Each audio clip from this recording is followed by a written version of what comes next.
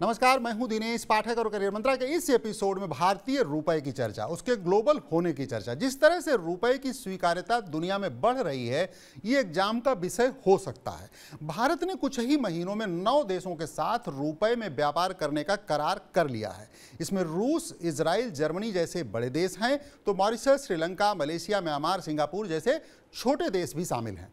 Tanzania इस कड़ी में नया देश जुड़ा है। ये देश रुपए में व्यापार करने के लिए तैयार हैं।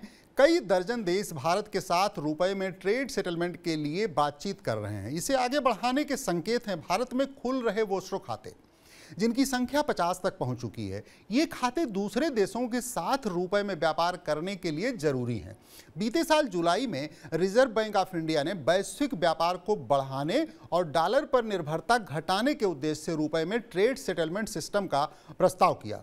रूस यूक्रेन युद्ध के बाद पश्चिम और यूरोपीय देशों द्वारा प्रतिबंध लगाए जाने के बाद कई देशों को व्यापार करने में मुश्किलें आईं, जिसके बाद भारत, अर्जेंटीना, ब्राजील, दक्षिण अफ्रीका सहित मध्य पूर्व से दक्षिण पूर्व एशिया तक कई देशों ने डॉलर पर अपनी निर्भरता को कम करने के लिए अन्य देशों के साथ डील के लिए सिस्टम को अपनाना शुरू किया। इसी प्रयास में सबसे पहले रूस के 2 बड़े बैंक स्वेर बैंक और वीटीबी बैंक ने रुपए में ट्रेड करने के लिए वोस्ट्रो अकाउंट खोला। अब इस तरह के खातों की संख्या 50 को छूने वाली है, जो अलग अलग देशों ने खोले हैं।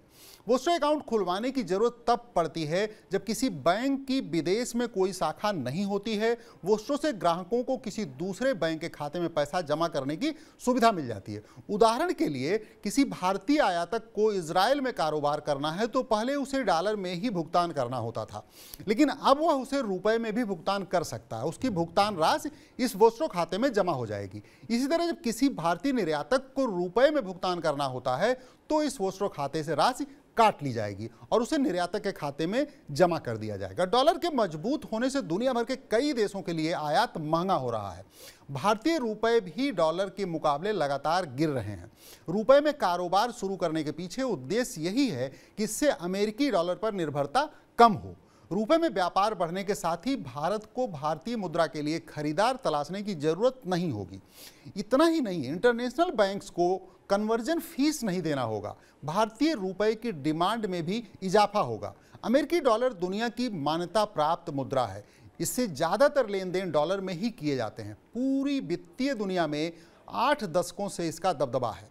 द्वितीय विश्व युद्ध के अंत के बाद दुनिया जब पस्त हो गई, तब 1944 में 44 देशों के प्रतिनिधि युद्ध के बाद विश्व अर्थव्यवस्था की मरम्मत के लिए ब्रेटन वुड्स, न्यू हैम्पशायर में मिले। तब इस बात पर सहमति बनी कि दुनिया की सबसे बड़ी अर्थव्यवस्था के रूप में अमेरिका डॉलर के मूल्य को सोने के मुकाबले तय करेगा और अन्य देश बदले में अपनी मुद्राओं को डॉलर के मुकाबले तय करेंगे। देशों को अब अपनी विनिमय दर को बनाए रखने के लिए रिजर्व में डॉलर रखना पड़ा, जिससे यह प्रमुख वैश्विक मुद्रा बन गई। हालांकि 1970 के दशक तक ब्रेटन वुड्स एग्रीमेंट ध्वस्त हो गया, क्योंकि अमेरिका के पास डॉलर को वापस करने के लिए पर्याप्त सोना नहीं था। फिर भी डॉलर अन्य देशों द्वारा उपयोग की जाने वाली आरक्षित मुद्रा के रूप में बना रहा। पूरी दुनिया का इस पर भरोसा बना रहा। यूक्रेन रूस युद्ध के बाद से दुनिया का भरोसा डॉलर पर हल्का सा डगमगाया है। देशों को डर है कि अमेरिका के खिलाफ जाने पर उसे भी व्यापार में दिक्कतें हो सकती हैं। ऐसा नहीं है कि डॉलर का प्रभुत्व जल्दी से खत्म होने जा रहा है। ये अंतर्राष्ट्रीय व्यापार और लेन देन की प्रमुख मुद्रा बनी रहेगी। वर्तमान में दुनिया के केंद्रीय बैंकों द्वारा रखे गए लगभग 60% विदेशी मुद्रा भंडार डॉलर में है। साल 2000 में यही आंकड़ा 70% था। ऐसे में यह वैश्विक वित्तीय व्यवस्था के भीतर एक क्रमिक बदलाव की ओर इशारा तो करता है। इन 22 सालों में यूरो 18 से 20% के आंकड़े पर पहुंचा। चीनी मुद्रा अभी 2.76% के आंकड़े पर है, लेकिन 2016 के बाद से ये तेजी से बढ़ी है।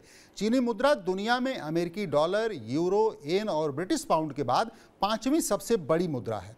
पहली बार यूरोपियन यूनियन में शामिल देश जर्मनी एशिया की किसी मुद्रा यानी भारतीय मुद्रा रुपए के साथ व्यापार करने के लिए आगे आया है। अगर 30 देशों के साथ व्यापार का भारत का रुपए में कारोबार शुरू हो गया तो फिर रुपया अंतर्राष्ट्रीय करेंसी बन जाएगा। भारत सरकार की मंशा आज़ादी के 100 साल होने पर 2047 तक इंडियन करेंसी को अंतर्राष्ट्रीय करेंसी के तौर पर स्थापित करने की है। नमस्कार।